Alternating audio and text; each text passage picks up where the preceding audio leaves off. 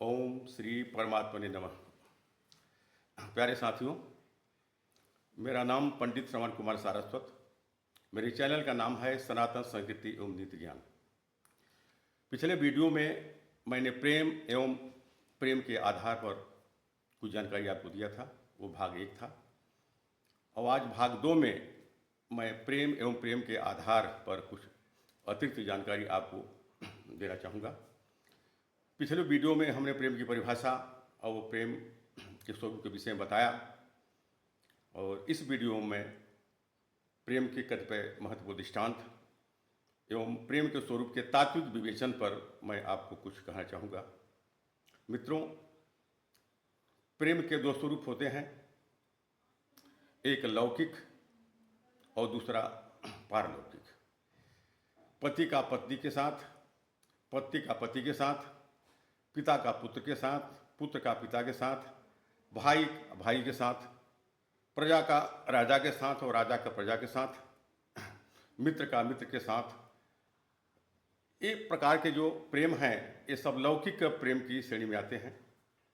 और एक भक्त का अपने आराध्य के प्रति जो प्रेम है और जीव स्वरूपा गोपियों का परब्रह्म स्वरूप श्री कृष्ण के साथ जो प्रेम है वो अलौकिक प्रेम की श्रेणी में आता है। मित्रों, यहाँ मैं मित्र और मित्र के प्रेम का एक बहुत अच्छा दृष्टांत आपके समक्ष प्रस्तुत करना चाहता हूँ। उसके पहले मैं आपको बताना चाहूँगा कि सच्चे प्रेमी मित्र की परिभाषा क्या होती है। कृपया उसको देखें। पापान निवारयति यो जयते हिताय, गुह्यांच गुह्यति गुणान प्रकटीकरोति, आपद्गते च न जहाति ददाति काले, सन्मित्र लक्षणम विदम प्रवदन्ति संतः।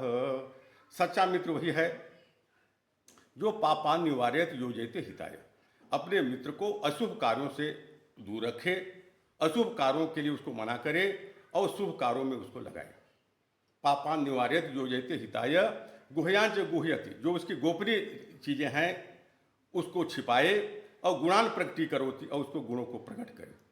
आपद गते च न जहाति ददाति काले, आपत्ति काल में उसका साथ कभी नहीं छोड़े और आवश्यकता पड़ने पर अपना सर्व कुछ समर्पित करने को तैयार हो। सन्मित्र लक्षणम विदम प्रवदन्ति संत, हमारे संतों ने एक अच्छे मित्र का यही लक्षण बताया है। अब हम एक मित्र और मित्र का दृष्टांत आपके समक्ष प्रस्तुत करना चाहेंगे। सुदामा और कृष्ण की मित्रता का दृष्टांत। मित्रों, सुदामा बहुत दिनों बाद कृष्ण के यहाँ पहुँचते हैं। कृष्ण उनको देखते हैं, उनका अवभगत करते हैं और उनकी सेवा शुश्रूषा करते हैं, और उनके पैर को धोने के लिए एक परात में पानी ले आते हैं। तो मित्रों, नरोत्तम दास ने सुदामा चरित्र में बड़ा अच्छा चित्रण इसका किया है, उसको आप देखें कि ऐसे बेहाल बेवाइन सो, पग कंटक जाल लगे पुनि जोए, अवहाय महा दुख पायु सखा, तुम आए इतने न कितने दिन खोए, अब देखी सुदामा की दीन दशा, करुणा करके करुणा निधि रोए, अब पानी परात को हाथ छुयो नहीं, और नैनन के जल से पग धोए। मित्रों, कृष्ण और सुदामा की मित्रता की प्रगाढ़ता, संवेदनशीलता, उसकी मार्मिकता आप देखें कि श्री कृष्ण ने परात में रखे हुए पानी को अपने हाथ से स्पर्श नहीं किया, बल्कि अपने प्रेम के आंसुओं से ही सुदामा के पैरों को धो डाला। मित्रों, ये है सच्ची मित्रता और प्रगाढ़ मित्रता। इतना ही नहीं, सुदामा ने अपने साथ 2-4-10 मुट्ठी चावल ले गए थे। उनमें से 2 मुट्ठी चावल खाकर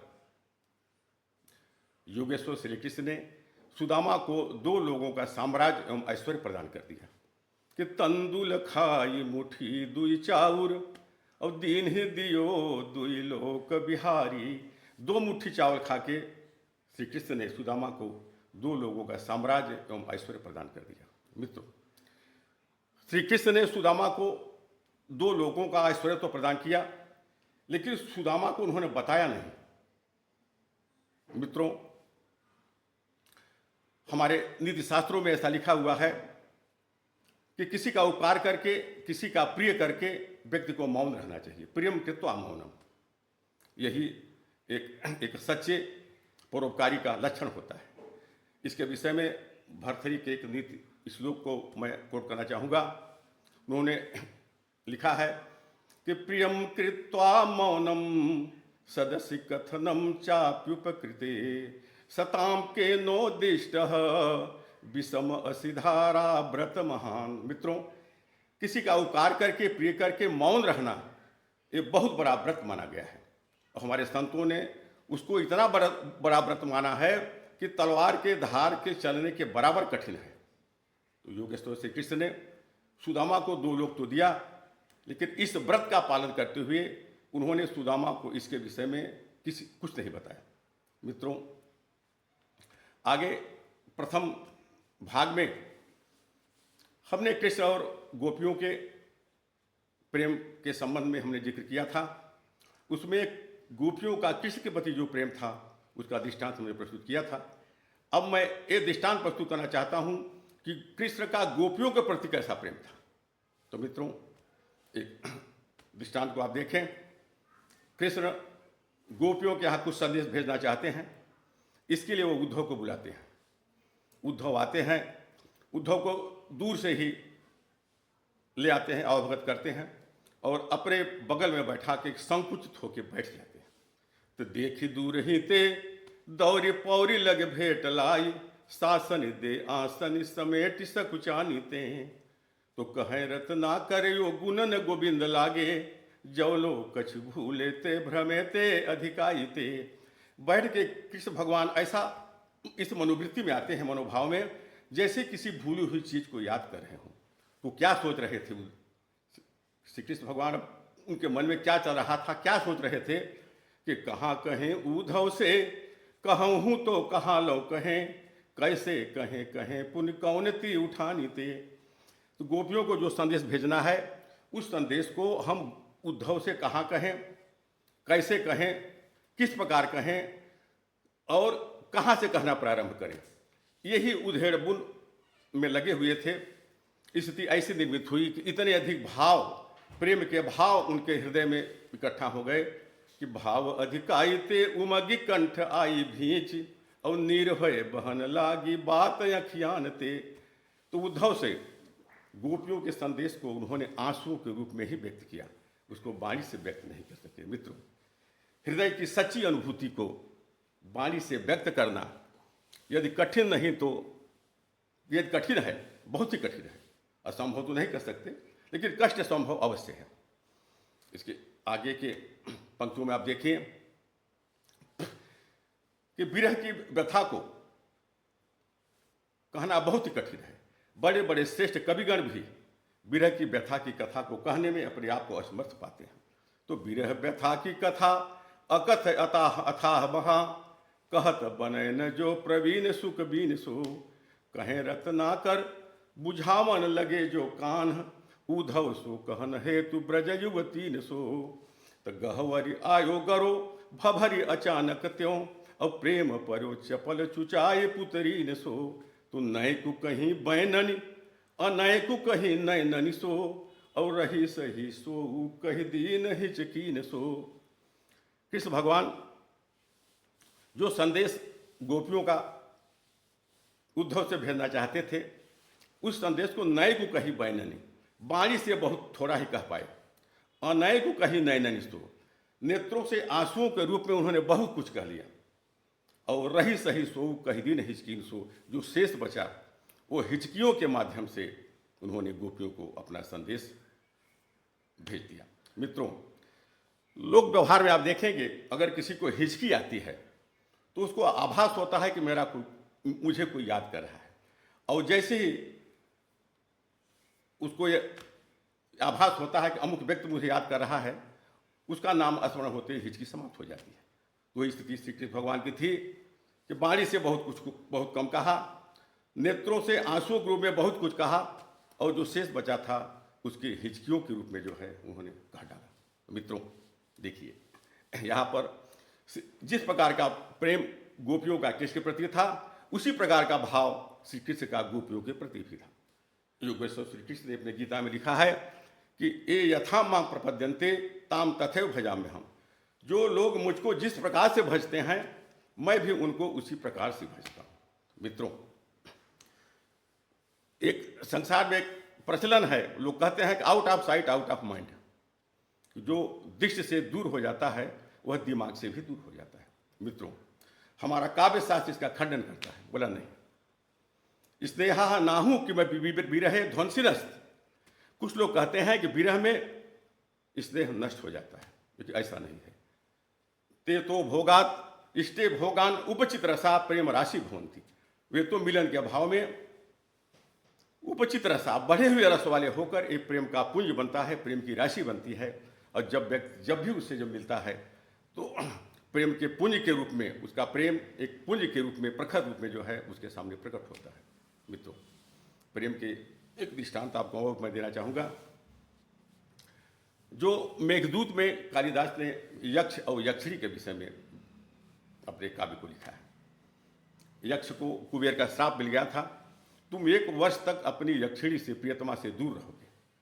फिर यक्ष रामगिर पर्वत पर निवास करने लगा और उसकी यक्षिणी उसकी प्रेमिका अलकापुरी में निवास करने लगी। तो अपनी प्रेमिका के प्रेम में इतना निमग्न था, इतना विक्षिप्त था, उद्विग्न था कि जब आषाढ़ में बादलों को देखा तो उसने बादलों से अपनी प्रियतमा के यहाँ संदेश भेजना चाहा।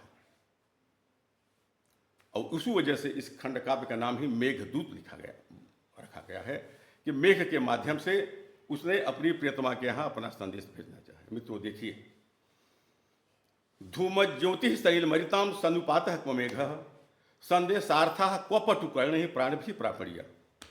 मेघ क्या है? धूम, ज्योति, सलिल और वायु, इसका समूह है, जड़ है। संदेशार्था क्वपटु कर्ण ही प्राण भी प्रापणिया। संदेश तो बहुत कटु, पटु और कुशल दक्ष प्राणी द्वारा ले जाने वाली चीज है, लेकिन अपने प्रेम की उत्कटता बस, प्रेम की विक्षिप्तता बस, प्रेम के उद्वेग बस वह यक्ष जड़ और चेतन में अंतर नहीं कर पा रहा है। कामार्ता ही प्रकृति कृपणाश चेतन अचेतनेषु। व्यक्ति जब कृपण हो जाता है, प्रेम में पागल हो जाता है, तो चेतन और अचेतन का वो जो अंतर नहीं कर पाता। मित्रों, ठीक यही स्थिति गोस्वामी तुलसीदास ने रामचरितमानस में राम के चरित्र में प्रकट किया है। सीता हरण के बाद राम जब सीता को खोजते हैं तो जंगल के वृक्षों से पूछते हैं, लताओं से पूछते हैं, पशु और पक्षियों से पूछते हैं। हे खग मृग हे मधुकर श्रेणी और तुम देखी सीता मृग नयनी। तो मित्रों, जब व्यक्ति प्रेम की उत्कट स्थिति में पहुंचता है, प्रेम की कुल विरह की 11 दशाएं होती हैं मित्रों। अभिलाषा, चिंता, स्मरण, गुण कथन, उद्वेग, प्रलाप, उन्माद, व्याधि, जड़ता, मूर्छा और मरण। तो विरह की जो छठवीं स्थिति होती है प्रलाप की होती है। जब व्यक्ति विरह की छठवीं स्थिति में अपने को पाता है, प्रलाप की स्थिति में, तो वह जड़ और चेतन का अंतर भूल जाता है। मित्रों, संसार में जितने भी विरही प्राणी हैं, विरही प्रेमी हैं, वह विरह की इन 11 दशाओं के अंतर्गत ही अपने प्रेम का इजहार करते हैं। आप एक मुझे शेर याद आया, आपने लैला मजनू की प्रेम कहानी अवश्य सुनी होगी। लैला के मृत्यु के बाद मजनू अपने प्रेम का इजहार मरने के बाद भी किस प्रकार करता है, उसको एक उसमें देखें कि रोशनी चांद सनम चांद को ढलते देखा, रोशनी चांद सनम चांद को ढलते देखा और लैला के कब्र पर मजनू को टहलते देखा। मित्रों, लैला की मृत्यु के बाद भी मजनू अपने प्रेम का प्रदर्शन इस प्रकार कर रहा है। मित्रों, प्रेम एक नशा है। एक उर्दू शायर ने लिखा है कि जाम पे जाम पीने से क्या फायदा, रात भर पी सुबह ही उतर जाएगी। जाम पे जाम पीने से क्या फायदा, रात भर पी सुबह ही उतर जाएगी। एक जामे मोहब्बत का पीसा किया, एक जामे मोहब्बत का पीसा किया, पूरी जिंदगी नशे में गुजर जाएगी। मित्रों, प्रेम भी एक नशा है। और एक और प्रेमी ने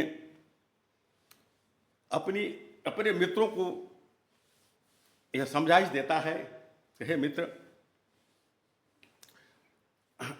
मेरी प्रेमिका बड़ी नादान है। जब मेरी मृत्यु होने के बाद आप इस पर ध्यान रखना, उसे मेरी कब्र पर दिए मत जलाने देना यारों, उसे मेरी कब्र पर दिए मत जलाने देना यारों, बड़ी नादान है वो, अपना हाथ जला लेगी।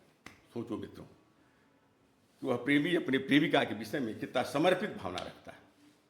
तो मित्रों, आज हमने आपको प्रेम के एक तात्विक विवेचन, लौकिक अलौकिक प्रेम का बताया। और प्रेम मुख्य रूप से इन 4 आधारों पर टिका रहता है।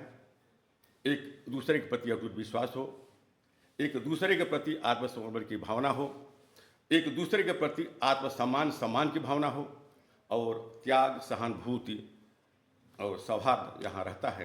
प्रेम इन्हीं आधारों पर टिका रहता है। मित्रों, प्रेम का पंथ करार महा, तलवार की धार पर धावनु है। प्रेम का जो मार्ग है इतना कठिन है कि तलवार की धार पर चलने के बराबर कठिन है। तो मित्रों, आज मैं बस इतना ही। आगामी वीडियो में मैं कुछ और आवश्यक जानकारी लेकर आपके समक्ष आऊँगा। बहुत बहुत धन्यवाद। नमस्कार।